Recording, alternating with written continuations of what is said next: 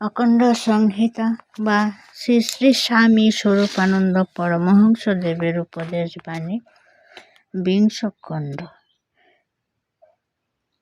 কর্ম, জ্ঞান ও ভক্তি। শ্রী শ্রী ভবানী বললেন, এক হিসাবে কর্মই বড়, কেননা ভক্তির উপাচায়ক কর্মের দ্বারা ভক্তি লাভ হয়, জ্ঞানের উপাচায়ক কর্মের দ্বারা জ্ঞান লাভ হয়। কর্মহীনের জ্ঞানও হয় না, ভক্তিও হয় না।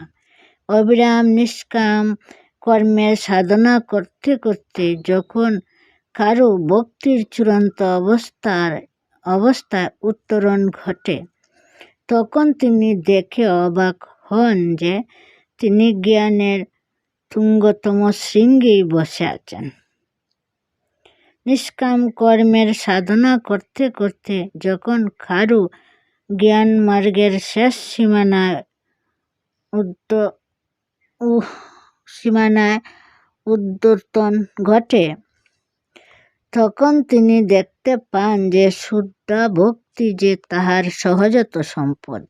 জ্ঞানে আর ভক্তিতে আপ্লুত একটুখানি বিরোধের ভূমিকা তো শুধু যাত্রার শুরুতে, যাত্রার শেষে সব একাকার।